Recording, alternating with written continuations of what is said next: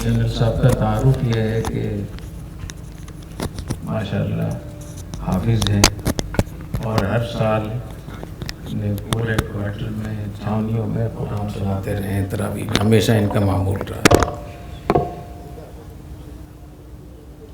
और हमारे हज़रत रहमतुल्लाह ताला हज़रत मुफ्ती रशीद अहमद साहब लुधियानवी जो जामिया रशीद के बानी हैं, उनके बहुत करीबी अज़ीज़ हैं। हज़रत की वालिदा और जनरल साहब की नानी दोनों सगी बहनें थीं। तो ये हमारे लिए इस हवाले से भी बहुत अहम मौका है कि हम जनरल साहब को खुशामदीद कह रहे हैं, क्योंकि इन्हीं का इदारा है ये। अल्लाह इनको बहुत जज़ा खैर अता फरमाए। मैं इस मौके पे चंद बातें फ़ौज के हवाले से करना चाहता हूँ। 2-3 मरतबा गुफ्तगू हो चुकी है, मज़ीद भी होगी इंशाअल्लाह ताला। मैंने रात भी काफ़ी बात की थी पाकिस्तान के हालात के ऊपर कि हमें इस मुल्क की हिफाजत के लिए कितना एहतमाम करना चाहिए। और जहाँ फ़ौज पर बहुत एतराज़ात होते हैं तो वहाँ एक ये भी एतराज़ होता है कि हमारी पाकिस्तान की फ़ौज वो एक इस्लाम दुश्मन फ़ौज है और ये मदरसों के ख़िलाफ़ है, उलमा के ख़िलाफ़ है, दीन के ख़िलाफ़ है। तो ये मैं अर्ज़ करना चाह रहा हूँ कि जो मेरा तजुर्बा हुआ वो इसके बरअक्स है। और मैंने जो कुछ अपनी आँखों से देखा, जो मुलाकातें हुई, मैं कुछ तफसील उसकी अर्ज़ करना चाहता हूँ। जनरल साहब चूँकि तशरीफ़ रखते हैं और अभी 1-1.5 महीना पहले ही रिटायर हुए हैं, तो अगर कोई गलत बात हो तो आप फरमा दीजिएगा, क्योंकि अब तो आप बरसरे नहीं हैं, तो अब आप बोल सकते हैं, आपके लिए बोलने की गुंजाइश है।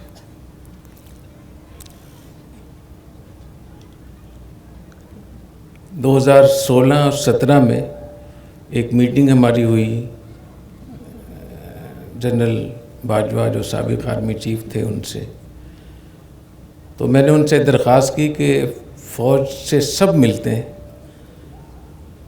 उलमा किराम के लिए और मदरसों के लिए क्यों नो गो एरिया बनाया हुआ है वज़ारत ने। तो उलमा किराम भी इसी मुल्क के शहरी हैं, उनको भी मौका मिलना चाहिए।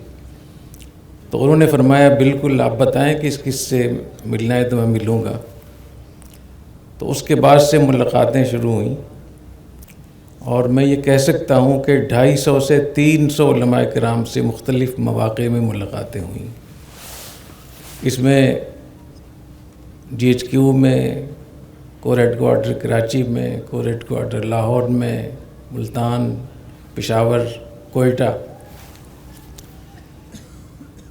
और उन्हीं की हिदायत पे बहुत सारे मदारिस का फ़ौज के जो बड़े हज़रात थे उन्होंने दौरा भी किया, जिनमें अभी आपने डॉक्यूमेंट्री देखी। DGISPR जो आजकल कोयटा के कोर कमांडर हैं, जनरल आसिफ गफूर साहब यहाँ तशरीफ़ लाए, जनरल हुमायूं तशरीफ़ लाए जो कोर कमांडर कराची थे, और बहुत सारे हज़रात तशरीफ़ लाए। और इन मुलाकातों में जो फ़ौज की तरफ से उलमाए किराम का इस्तक़बाल हुआ, जो उनकी जो मामला था वो बहुत अच्छा था।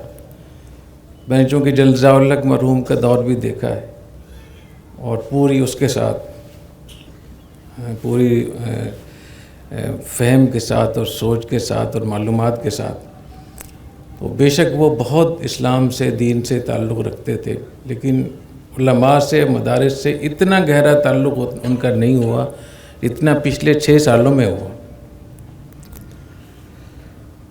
और उसमें जो बड़े बड़े जितने भी हज़रात हैं, 5 मकाते फ़िक्र के उलमा, उन सब से आप मालूम कर सकते हैं कि उनकी मुलाकातें किस दर्जे की हुई हैं, किस लेवल की हुई हैं, और कितनी तवील और कितनी खुली मुलाकातें, जिसमें खुल्लम खुल्ला सवाल जवाब की नशिस्तें भी होती थीं। और मुझे याद नहीं है कि कोई मुलाकात 2 घंटे से कम हो। एक मुलाकात जो जनरल बाजवा के साथ हुई थी जब वो आर्मी चीफ थे, तो 7 घंटे तक मुलाकात हुई। एक मीटिंग जनरल नवीद मुख्तार साहब के साथ हुई, वो भी 7 घंटे तक तवील हुई। तो ये मैं अर्ज़ करना चाहता हूँ कि ये जो हमारे यहाँ एक तसव्वुर है कि बिल्कुल मदरसों के दुश्मन हैं, उलमा के दुश्मन, ऐसा नहीं है। आप उनके पास जाएं, उनके पास उनको बुलाएं تو آپ کو بہت سارے انکشافات ہوں گے اور آپ کے پاس مواقع ہوں گے ان سے ملنے کا اور کام کرنے کا اور ذہن سازی کا۔ دوسرے نمبر پہ بہت سارے ایسے افسروں کو میں جانتا ہوں جو مذہبی حوالے سے بہت دین کے قریب، ان کو بہت پروموشن ملی، ان کو ترقی ملی۔ خود میرے برابر میں جو تشریف رکھتے ہیں جنرل حافظ عبدالعزیز صاحب، جو ایک بڑے خانوادے سے تعلق رکھتے ہیں، لدھیانہ کے علماء، بہت مشہور، اور اس ادارے کے بانی حضرت مفتی رشید احمد صاحب لدھیانوی رحمۃ اللہ علیہ کے قریبی عزیز ہیں، حافظ بھی ہیں ماشاءاللہ۔ اور اسی طریقے سے کور کمانڈروں میں یہی تھے جو داڑھی والے اور متشرع اور پورے لائسنس کے ساتھ بیٹھے ہوئے ہوتے تھے۔ جنرل ہمایوں جو کور کمانڈر کراچی تھے، ان کو آپ نے کئی دفعہ سنا، 3-4 مرتبہ یہاں تشریف لائے، آپ لوگوں سے انہوں نے گفتگو بھی کی۔ وہ ماشاءاللہ 5 پاروں کے حافظ بھی ہیں، عربی جانتے ہیں، تجوید بہت اچھی ہے، اور سینکڑوں احادیث کے حافظ بھی ہیں ماشاءاللہ، اور روزانہ احادیث اردو اور انگلش میں ترجمہ کر کے تمام لوگوں کو بھیجتے ہیں، یومیہ ان کا معمول۔ اور یہ بھی آپ کو بتا دوں کہ ہمارا جو پاک ایڈ کا جو شعبہ ہے المنائی کا ہمارے، اس کے وہ چیئرمین بھی ہیں، انہوں نے اپنی زندگی جامعہ کے لیے وقف بھی کی ہے الحمدللہ۔ اور جنرل صاحب سے بھی مجھے یہی امید ہے انشاءاللہ۔ کوئی 1 سال پہلے لاہور میں جب یہ کور کمانڈر تھے تو وہاں سے ملاقات کے لیے گئے، تو میرے ساتھ ایک بڑے کاروباری شخصیت ہیں اور بہت دیندار لوگ ہیں، تبلیغی جماعت سے بھی تعلق ہے۔ تو انہوں نے جنرل صاحب سے کہا کہ آپ ریٹائر ہونے والے ہیں، آپ ہمارے ساتھ آ جائیں کام کرنے کے لیے۔ اور انہوں نے بتایا کہ ہماری جو کمپنی کی جو سیل ہے وہ سالانہ 50 ارب روپے ہے۔ اپنا انہوں نے وہ بتایا، کیا سائز، اپنا حجم بتایا کاروبار کا۔ تو جنرل صاحب نے کہا کہ میں اپنا مستقبل مفتی صاحب کو دے چکا ہوں، میں مفتی صاحب کے پاس جاؤں گا۔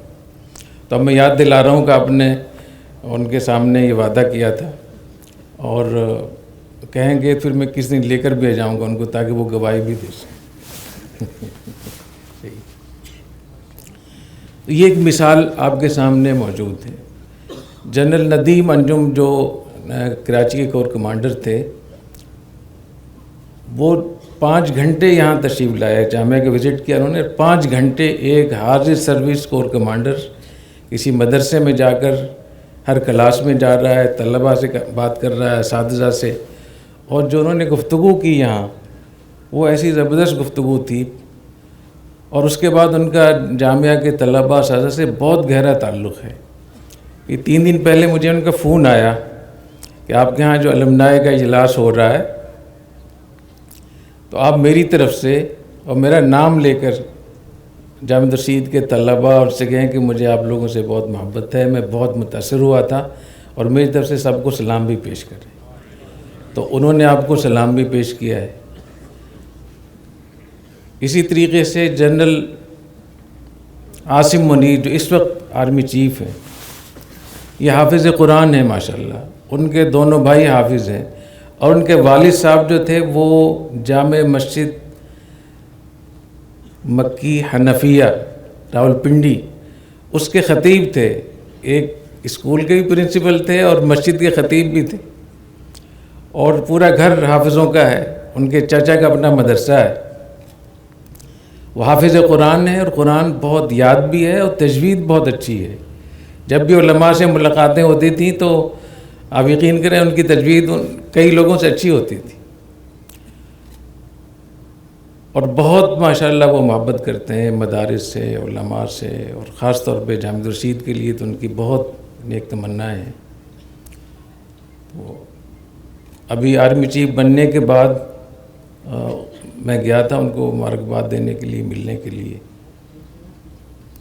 تو میں نے بتایا کہ جنرل صاحب کو بھی ہم نے دعوت دی ہوئی ہے ہماری کانوکیشن میں، تو بہت خوشی کا اظہار کیا انہوں نے۔ جنرل نعمان جو نیشنل ڈیفنس یونیورسٹی کے اس وقت میں وہ ہیں، اور پشاور کے کور کمانڈر رہے، ماشاءاللہ بہت دیندار ہیں، ان کے گھر والے بھی دیندار ہیں، گھر والے شرعی پردہ کرتے ہیں، میں جانتا ہوں ان کو بہت اچھے طریقے سے۔ جنرل افتخار بھی یہاں تشریف لائے، جن کی بھی آپ نے گفتگو سنی، جو ڈی جی رینجر تھے، آج کل ڈی جی ایم آئی ہیں۔ وہ جب یہاں کراچی آئے تو سب سے پہلی ملاقات اپنی ملازمت میں جب ڈی جی رینجر طے ہوئے تو پہلی ملاقات علماء کرام سے کی انہوں نے کہا کہ میں آغاز یہاں سے کر رہا ہوں، اور انہوں نے آ کر علماء کرام نے شکایتیں کی کہ مدرسوں پہ چھاپے پڑتے ہیں، بہت سارے مسئلے ہوتے ہیں۔ انہوں نے کہا کہ میرا ٹیلی فون نمبر ہے، آپ کے لیے میرا کوئی سیکٹری پی اے نہیں، میں خود آپ کا ٹیلی فون اٹھاؤں گا، رات کے 12 بجے فون کریں گے تو میں فون اٹھاؤں گا، اور کسی مدرسے پہ چھاپا نہیں پڑے گا، اگر کوئی مسئلہ ہوگا تو میں خود آپ سے بات کروں گا۔ تو یہاں 3 سال رہے، کوئی نہیں بتا سکتا کہ کسی مدرسے پہ رینجر نے چھاپا مارا۔ جب بھی کوئی مسئلہ ہوتا تھا، اور ہر مدرسے میں گئے، دارالعلوم، نیو ٹاؤن، بنوریا، جامعہ نعیمیہ، جامعۃ الرشید۔ تو یہ ایک دشمن ہے جو ہم لوگوں کو آپس میں لڑانا چاہتے ہیں، اور ان کے سارے مسئلے اس سے حل ہو جائیں گے دشمنوں کے۔ اگر مخالفت ہے فوج کے ساتھ، اگر مخالفت ہے تو اس مخالفت کو دوستی میں تبدیل کرنا چاہیے۔ کوئی بھی ہمارے ملک کا کوئی بھی باشندہ اگر غلط سمت میں جا رہا ہے آپ کے خیال میں، یہ اس کا حل نہیں ہے کہ آپ اس پہ لان تان کریں، برا بھلا کہیں، اس کو آپ سمجھائیں، اس کو قریب کریں، اس کو گلے سے لگائیں۔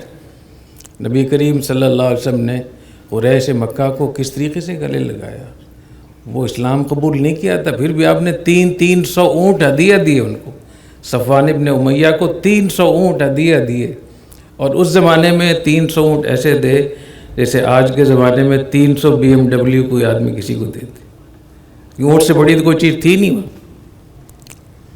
سہیل کو اتنی زیادہ بکریاں دیں کہ ان بکریوں کو شمار کرنا مشکل تھا، کچھ لوگ کہتے ہیں کہ وہ 4000 بکریاں تھیں، 4000 بکریاں، کچھ کہتے ہیں اس سے بھی زیادہ تھی۔ انہوں نے واپس آ کر اپنی قبیلے سے کہا کہ تم ایمان لاؤ، حالانکہ مسلمان نہیں تھے، کہا خدا کی قسم اتنی سخاوت نبی کر سکتا ہے، کسی اور کے بس میں نہیں۔ تو نبی کریم صلی اللہ علیہ وسلم کی سیرت طیبہ یہ ہے کہ جو ٹھیک ہے اس کو حوصلہ افزائی کریں، جو خراب ہے اس کو ٹھیک کریں۔ یہ تو غلط ہے کہ جو خراب ہے اس پہ مزید لان تان کر رہے ہیں، بددعائیں کر رہے ہیں، برا بھلا کر رہے ہیں، پروپیگنڈا کر رہے ہیں۔ یہ ہم جانشین ہیں نبی کریم صلی اللہ علیہ وسلم کے، اور اسی کا ہم دعویٰ کرتے ہیں۔ تو ہمیں اس پہ عمل کرنا چاہیے کہ معاشرے کے لوگوں پہ توجہ دینی چاہیے، ان کے پاس جانا چاہیے۔ تو میں نے یہ 6-7 جنرل ندیم ذکی من، وہ بھی ابھی ریٹائر ہوئے ہیں کچھ مدت پہلے، وہ منگلہ کے کور کمانڈر تھے، وہ بھی ماشاءاللہ میری ان سے ملاقات ہے، بہت دیندار آدمی ہیں اور نمازی ہیں اور بہت اچھے خیالات کے آدمی ہیں۔ تو یہ میں نے 6-7 وہ بتائیں جو سارے کور کمانڈر ہیں، سارے یہ جنرل ندیم ذکی من، جنرل آصف غفور، اور جنرل عبدالعزیز، حافظ عبدالعزیز صاحب، جنرل عاصم منیر صاحب، جنرل ندیم انجم صاحب، جنرل ہمایوں عزیز صاحب۔ تو جب کسی فوج کے کور کمانڈر جو مین وہ ہوتے ہیں، اگر وہاں اتنی بڑی تعداد میں ایسے لوگ موجود ہیں جو مدرسوں میں آتے ہیں، آنا چاہتے ہیں، ملنا چاہتے ہیں، علماء کے اکرام کرتے ہیں، تو پھر ہمارے پاس ایک موقع ہے کہ ہم اس موقع سے فائدہ اٹھائیں اور اپنی اس فوج کی جو ٹھیک چیزیں ہیں ان کو سپورٹ کریں، جو غلط چیزیں ان کی اصلاح کی کوشش کریں، اور مجھے انشاءاللہ امید ہے کہ اس کا بہت فائدہ ہوگا۔ اسی طریقے سے ان 6 سالوں میں کافی جو نمایاں کام ہوئے ہیں، اس میں ایک یہ کہ فوج میں، ایئر فورس میں، نیوی میں، آرمی میں علماء کرام نے کمیشن لیا ہے۔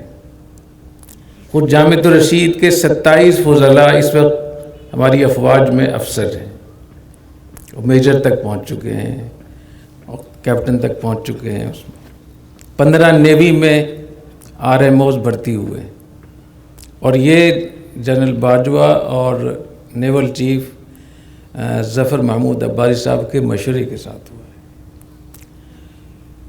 4 ہمارے جو فضلاء ہیں وہ ایئر فورس میں ہیں، 6 آرمی میں۔ یہ وہ لوگ ہیں جو افسر ہیں۔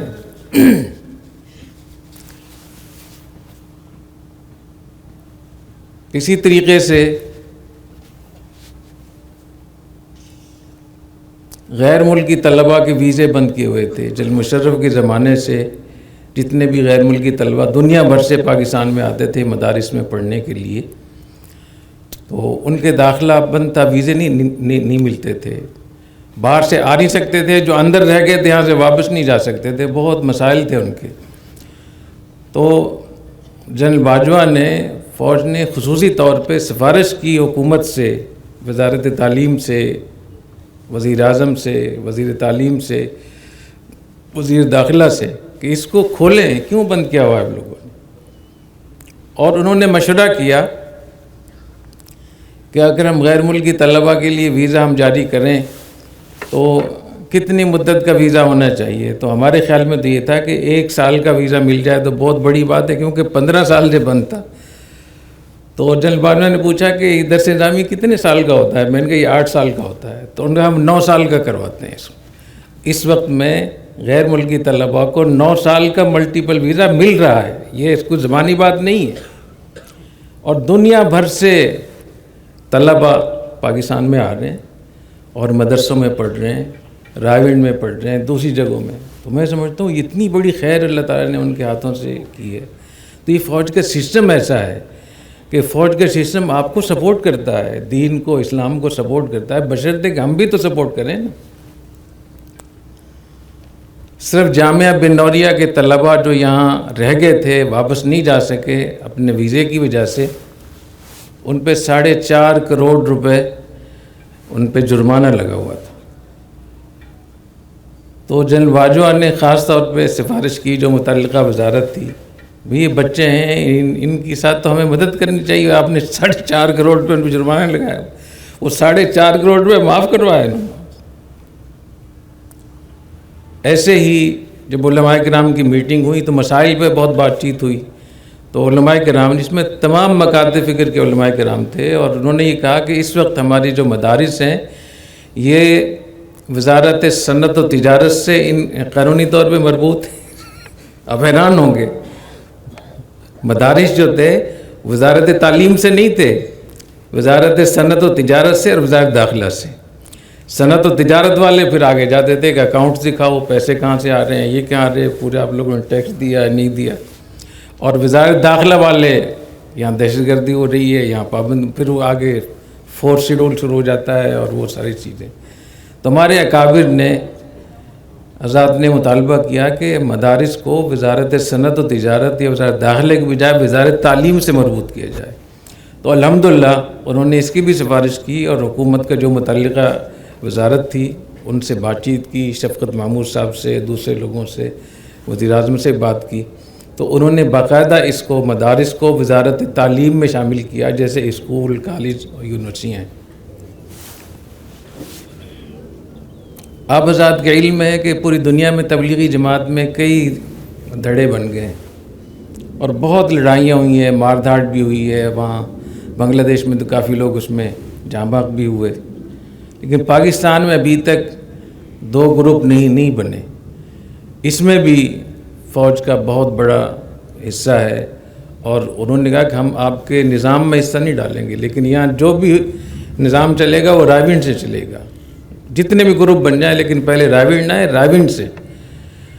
تو یہ جو ہم سمجھتے ہیں کہ ہمیشہ دینی جماعتوں کو توڑتے ہیں، توڑتے بھی ہیں، اس میں کوئی شک نہیں ہے، لیکن یہ کہ وہ چیزیں میں آپ کو بتا رہا ہوں کہ جو میں نے خود دیکھی ہیں۔ تو تبلیغی جماعت میں جو اتنی ماشاءاللہ پاکستان میں اتنا کام ہو رہا ہے، اور یہاں جماعت میں 2 گروپ نہیں بنے، تو اس میں بھی ان کا بہت بڑا حصہ ہے۔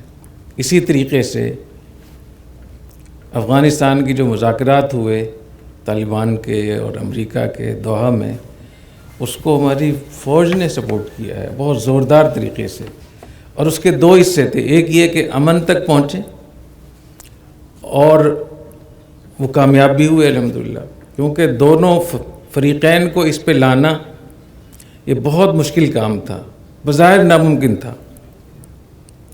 تو مجھے چونکہ ہم سے مشاورت ہوتی رہی تو میں خود اس بات کا گواہ ہوں، اور دوسرے کہ جب اتنی بڑی کامیابی ہو رہی ہوتی ہے تو جو دشمن ملک ہوتا ہے وہ توڑتا ہے۔ تو پاکستان کے پاس اتنے مواقع تھے کہ وہ نئے گروپ کھڑے کر سکتا تھا، ایسے لوگوں کی حوصلہ افزائی جو طالبان کے مقابلے میں تو میں سمجھتا ہوں کہ جتنے سال مذاکرات ہوتے رہے اس میں انہوں نے اس کی کوشش کی کہ کسی کی حوصلہ افزائی نہ ہو، وہاں گروپ بازی نہ ہو، تاکہ وہاں ایک امن قائم ہو اور پورے خطے کے لیے۔ تو میرا یہ رائے یہ ہے کہ افغانستان میں جو امارت اسلامیہ قائم ہوئی ہے، اور یہ پاکستان اور افغانستان کے لوگ سب کو ان حضرات کا شکریہ ادا کرنا چاہیے، ورنہ اس سے پہلے تو مشہور تھا کہ پاکستان کے لوگ وہاں لڑائی کرتے ہیں، لڑائی چاہتے ہیں، امن نہیں چاہتے۔ کچھ ایسی چیزیں بھی ہوں گی جو جنرل صاحب شاید پریشان ہو رہے ہوں، ہاں، کیونکہ ان کے ہاں بہت سخت سسٹم ہوتا ہے، لیکن اللہ بلا برگردن ملا میرے اوپر ڈال دیں۔ تو میں تو وہ بات کہہ رہا ہوں جو مجھے کہنی چاہیے، اور اگر میں نہیں کہوں گا تو مجھ سے پوچھ ہوگی۔ اور ان پروپیگنڈوں کی وجہ سے جو ماحول بنتا ہے مخالفت کا، حملوں کا، قتل و قتال کا، اور پھر جس طریقے سے لاشیں گرتی ہیں اور جس طریقے سے ملک کی معاشی صورتحال برباد ہوتی ہے، پھر جب ہم بلیک میل ہوتے ہیں تو اس سے بچنے کے لیے یہ ضروری ہے۔ تو میرے خیال میں اتنا ہی کافی ہے۔ تو میں جنرل صاحب آپ کو بہت میں آپ کا شکریہ بھی ادا کرتا ہوں۔ اللہ تعالیٰ آپ کو بہت جزائے خیر عطا فرمائے، اور بہت آپ کا شکر گزار ہوں تمام لوگوں کی طرف سے آپ تشریف لائے۔ جزاکم اللہ۔ سبحانک اللہم و بحمدک، اشہد ان لا الہ الا انت، استغفرک و اتوب الیک۔